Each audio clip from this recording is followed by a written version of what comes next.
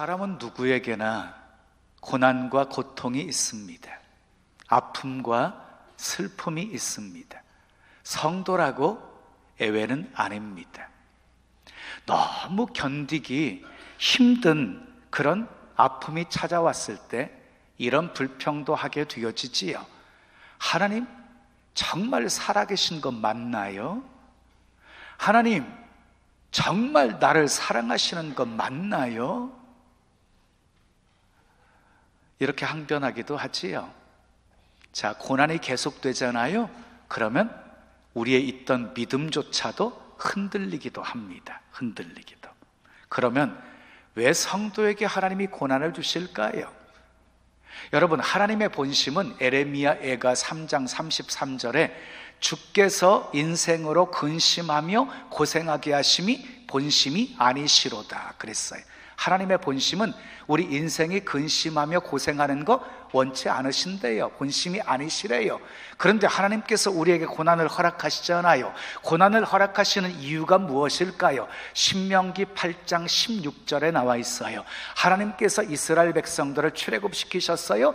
광야의 여정을 통과하시게 하시면서 시험하시고 낮추셨습니다. 그 이유가 소개되어지지요. 따라합시다. 마침내 내게 복을 주려 하심이었느니라. 그러니까 한마디로 말해서 하나님이 우리에게 주시는 고난은 뭐 하기 위함이다? 우리에게 복 주시려고 주시는 것이다. 믿으시면 크게 아멘 하십시오.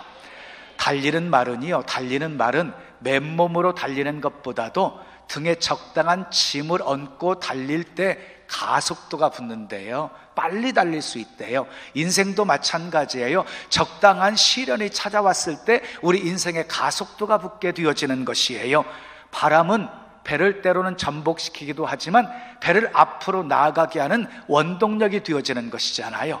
때로 우리에게 찾아오는 고난과 실패의 경험이 나라고 하는 존재가 얼마나 연약한 존재인지를 깨닫게 만들어주고 겸손하게 하나님의 도우심을 의지하며 살게 만들어주지요. 그러므로 때로 고난은 하나님께 가까이 나아가게 만드는, 그리고 하나님을 간절히 찾게 만드는 그런 도구가 되어지는 것이지요.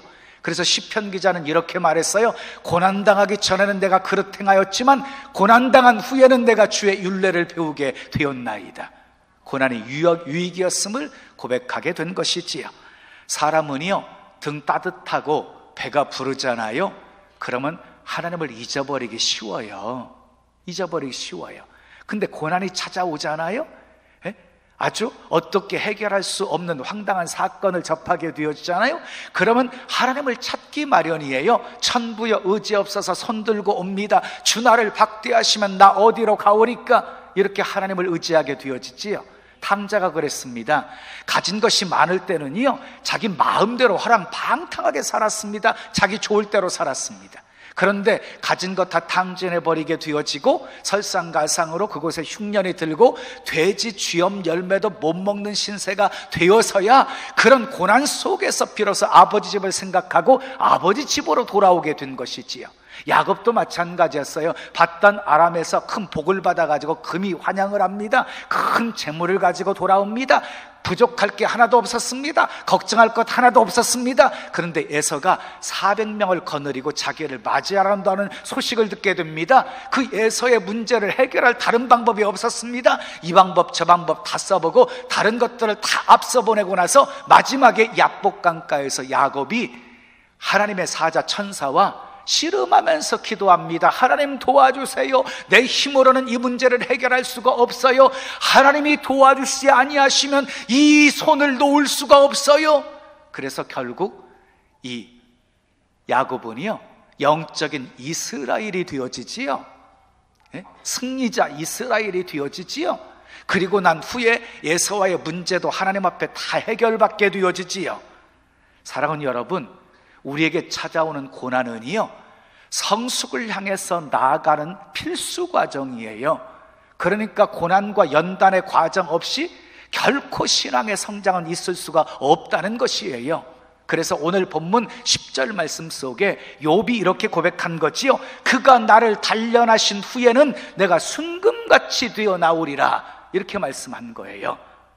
자, 욥도 자신의 고난을 단련이라고 표현했어요. 단련.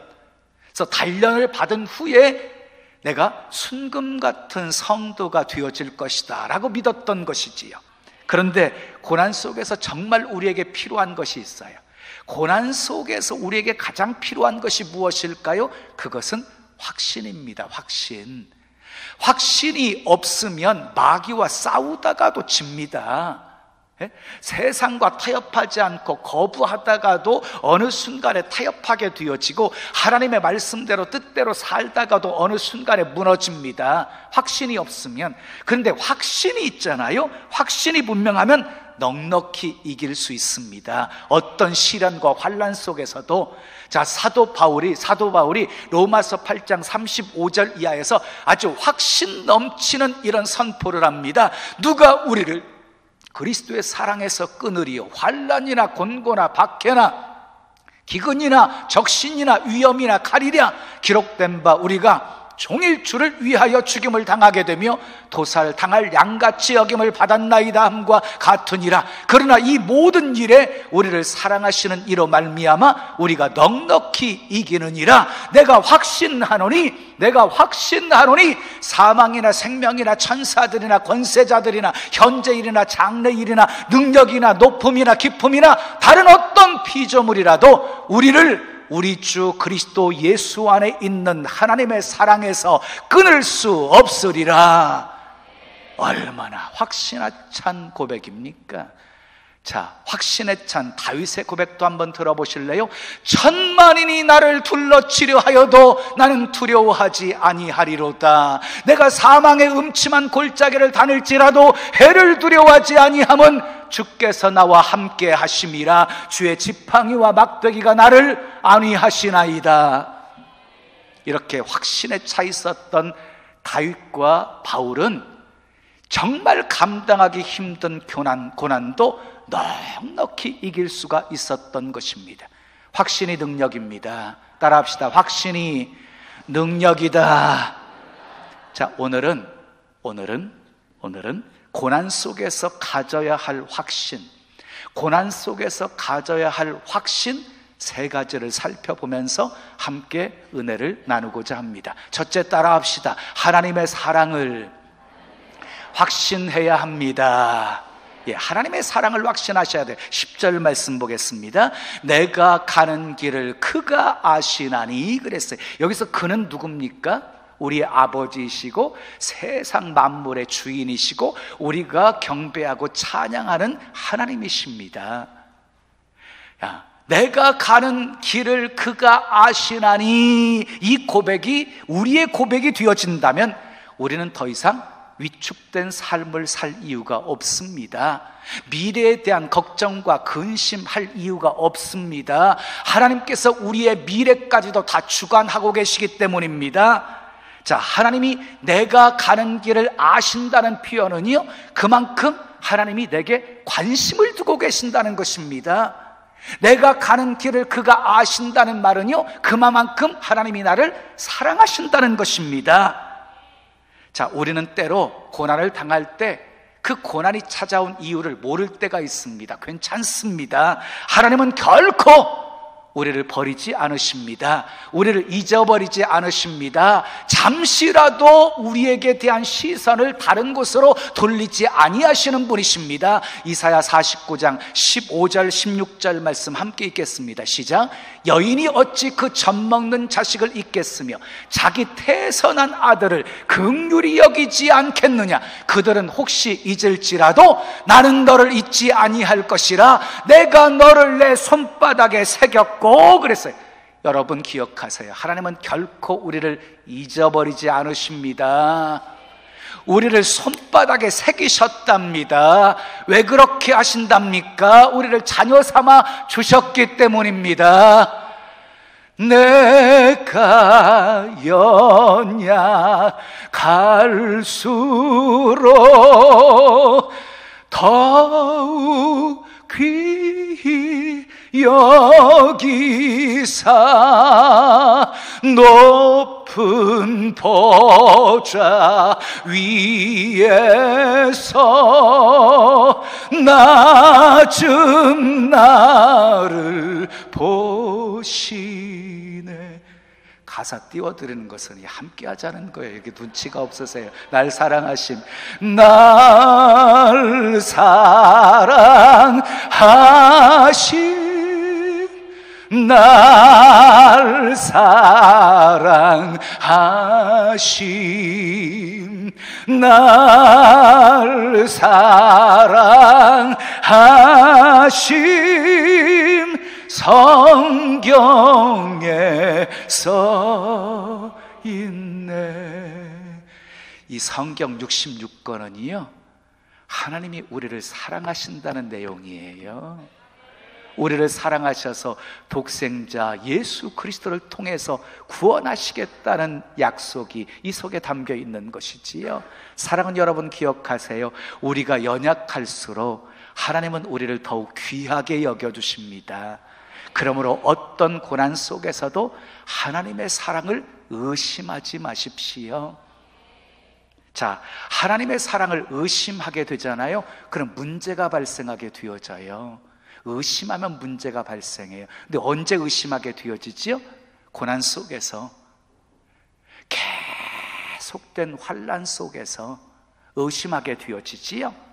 여러분, 다윗과 같은 위대한 신앙인도 시편 31편 22절에서 이렇게 고백을 합니다. 내가 놀라서 말하기를 주의 목전에서 끊어졌다 하였사오나. 주의 목전에서 끊어졌다. 그러니까 얼마나 고난이 심했으면 주의 목전에서 끊어졌다고 생각할 정도였겠어요. 그러니 우리에게 찾아오는 시련 앞에서 우리도 이렇게 반응할 수 있지 않겠습니까?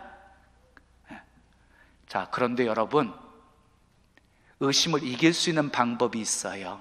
의심을 극복할 수 있는 방법이 있어요. 환경을 통해서 하나님의 사랑을 보지 마시고 하나님의 사랑을 통해서 환경을 보시면 돼요. 그러면 하나님께서는 늘 우리를 지켜주시고 보호해 주심을 알기에 모든 염려 다 주께 맡겨버릴 수가 있는 것입니다. 그러므로 고난 속에서 우리에게 가장 필요한 것이 무엇입니까? 하나님의 사랑을 확신하는 것입니다. 우리가 가끔 오해하는 것이 있어요.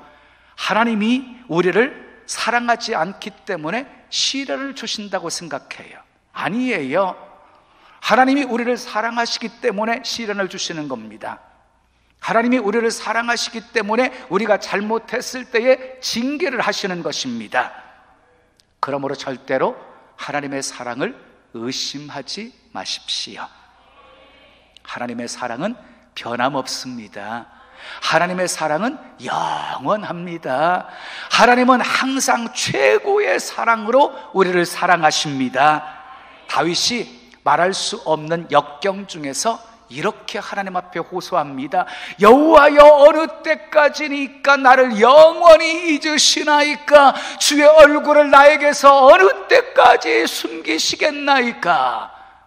말할 수 없는 고난 속에서, 고통 속에서 이렇게 부르짖어요. 그런데 다윗은요, 찾아오는 의심을 극복하고 이렇게 또 고백을 합니다. 나는 오직 주의 사랑을 의지하였사오니 나의 마음은 주의 구원을 기뻐하리이다. 내가 여호와를 찬송하리니 이는 주께서 내게 은덕을 베푸심이로다.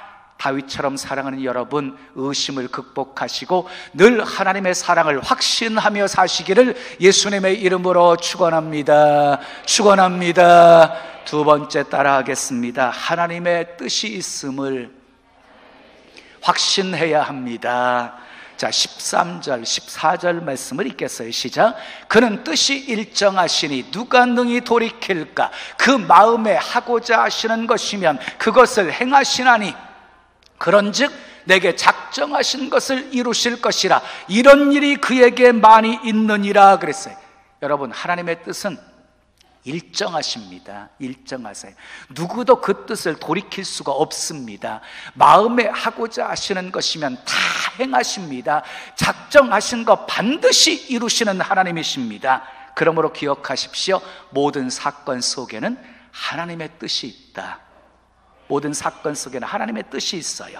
우리는 하나님의 뜻을 돌이키려고 하시면 안 돼요. 하나님의 뜻을 돌이키려고 하면 안 돼요. 하나님의 뜻을 이루려고 하셔야 되는 거예요. 잠언 19장 21절에 사람의 마음에는 많은 계획이 있어도 오직 여호와의 뜻만이 완전히 서리라 그랬어요. 그러니까 우리가 아무리 발버둥 쳐도요, 결국은요, 아버지의 뜻이 이루어진다는 거예요. 아버지의 뜻이 이루어진다는 거예요. 자, 이런 상황 속에서 우리가 갈 길은 딱 두 가지 길밖에는 없어요. 하나는 원망하면서 가는 길이고요, 또 하나는요, 감사하면서 가는 길이에요. 자, 원망하면 희망이 끝나고 절망이 시작되지만 감사하면 절망이 끝나고 희망이 시작됩니다. 그러므로 우리는 범사에 감사해야 합니다. 여러분 기억하십시오. 사람은 감사하는 것만큼 축복받고 감사하는 것만큼 행복해지는 것입니다. 성령이 내 마음에 오시잖아요. 그러면은요, 감사의 안경을 씌워줘요. 그래서 모든 게 다 감사거리가 되어져요. 근데 반대로 마귀가 들어와가지고 우리를 정복하잖아요, 다스리잖아요. 그러면은요, 불평의 안경을 씌워줘요. 그래서 매사가 다 불평거리가 되어지는 거예요. 여러분, 감사는 어떤 자본보다 위대한 자본입니다. 감사하면 마귀가 쫓겨나가고, 아멘하면 그렇게 될 거예요. 감사하면 마귀가 쫓겨나가고, 감사하면 불행이 쫓겨나가고, 감사하면 어둠이 쫓겨나갑니다. 최고의 기도는 감사가 넘치는 기도이고, 최고의 영성은 감사하는 영성입니다. 감사하면 하나님의 축복은 계속되어질 것입니다. 모든 사건에 하나님의 뜻이 있음을 믿으시고 훈련을 통해서 감사를 체질화하시기를 예수님의 이름으로 축원합니다. 마지막 세 번째 따라하겠습니다. 더 좋게 해주실 것을 확신해야 합니다. 자, 본문 10절 말씀을 읽겠습니다. 10절입니다. 시작. 그러나 내가 가는 길을 그가 아시나니 그가 나를 단련하신 후에는 내가 순금같이 되어 나오리라고 그랬어요. 욥에게 찾아왔던 수많은 시련들이 있었지만 그 시련을 통해서 하나님은 자기를 단련해 주셨고, 그리고 순금같이 되어 나오게 되었다, 이렇게 말하는 거예요. 그러니까 무슨 고백입니까? 이 시련을 경험하면서도 하나님께서 더 좋게 해 주실 것을 믿은 거지요. 15절에서 17절 말씀도 보겠습니다. 시작. 그러므로 내가 그 앞에서 떨며 지각을 얻어 그를 두려워하리라. 하나님이 나의 마음을 약하게 하시며 전능자가 나를 두렵게 하셨나니 이는 내가 두려워하는 것이 어둠 때문이나 흑암이 내 얼굴을 가렸기 때문이 아니로다 그랬어요. 자, 지금 욥은요, 하나님을 두려워합니다. 하나님을 두려워해요. 흑암 때문이 아니었어요. 어둠 때문이 아니었어요. 고난 때문이 아니었어요. 하나님 앞에서 떨고 두려워합니다. 이것이 신앙입니다.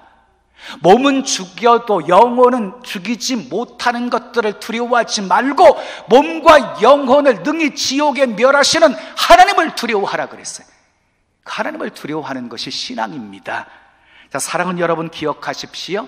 성도의 삶은 언제나 해피엔딩입니다. 해피엔딩. 로마서 8장 28절의 말씀처럼 하나님을 사랑하는 자, 그 뜻대로 부르심을 입은 자들에게는 모든 것이 합력하여 선을 이루어 주시기 때문입니다. 자, 우리는요, 앞으로 되어질 일을 알 수가 없어요. 그러나 우리 삶의 최후의 결과는 어떠할지 알아요. 해피엔딩입니다. 아멘. 해피엔딩이에요. 욥을 보세요. 욥을 보세요.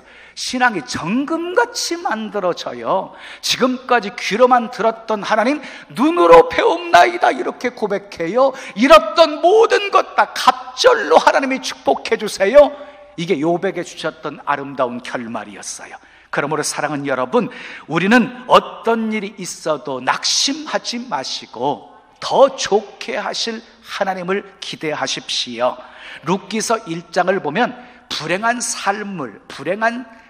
삶의 허덕이는, 허우적거리는 새 여인의 모습을 발견하게 되어져요. 나오미, 오르바, 룻. 남편들을 다 잃었거든요. 정말 불행한 모습이었지요. 그런데 룻기서 4장을 가게 되어지면 어때요? 기쁨이 넘치는 한 가정의 평화로운 모습이 소개가 되어져요. 여러분, 성도의 삶은요, 룻기서 4장을 향해서 가는 삶인 것이에요. 지금은 불행하여도 나중은 행복하게 될 것입니다. 지금 현재는 마라, 고통이어도 우리의 미래는 샬롬, 평화가 가득하게 될 것입니다. 성도의 삶은 언제나 해피엔딩이기 때문입니다. 자, 고난 속에서 가져야 할 3가지 확신이 무엇인지를 말씀을 드렸어요. 하나님의 사랑을 확신해야 합니다. 하나님의 뜻이 있음을 확신해야 됩니다. 더 좋게 해주실 것을 확신해야 됩니다. 이 3가지를 확신했던 욥은 어떤 삶을 살았습니까? 11절 12절 말씀 읽겠습니다. 시작. 내 발이 그의 걸음을 바로 따랐으며 내가 그의 길을 지켜 치우치지 아니하였고 내가 그의 입술의 명령을 어기지 아니하고 정한 음식보다 그 입의 말씀을 귀히 여겼도다. 그래서 여러분, 욥은요, 자기가 먹는 음식보다도 하나님의 말씀 먹는 것을 더 귀하게 여겼어요. 말씀 따라서 살았어요. 치우치지 않았어요. 여러분, 신앙의 길은 말씀입니다. 말씀에서 떠나면 사고가 납니다. 근데 말씀 따라 살면 청통합니다. 어떤 고난과 환경 속에서도 말씀 붙들면 반드시 승리합니다. 믿으시면 크게 아멘. 시골의 통나무집에 살고 있는 한 병약한 남자가 있었어요.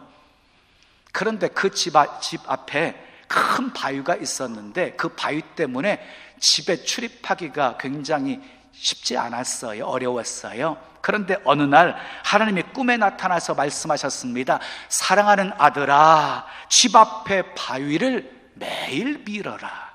매일 밀어라. 그 말씀을 받고는 아주 희망을 가지고 매일같이 바위를 밀기 시작했어요. 매일같이 밀었어요. 한 8개월이 지났어요. 밀다 보니까 회의가 오는 거예요. 그래서 얼마나 움직였는지 재봤더니요, 조금도 안 움직인 거예요. 땅바닥에 주저앉아가지고 8개월 동안 내가 헛고생했다 생각하니 하면서 펑펑 울었습니다. 그랬더니 하나님이 찾아오셔서 옆에 앉으시더니 이렇게 말씀하셨어요. 사랑하는 아들아, 왜 슬퍼 우느냐? 하나님 때문에 울어요. 하나님이 말씀하신 대로 8개월 동안 계속 바위를 밀었는데 조금도 움직이지 않았어요. 그때 하나님이 이렇게 말씀하셨어요. 내가 언제 너에게 바위를 옮기라고 했니? 매일같이 바위를 밀라고 했지. 이제 거울로 가서 네 자신을 보렴.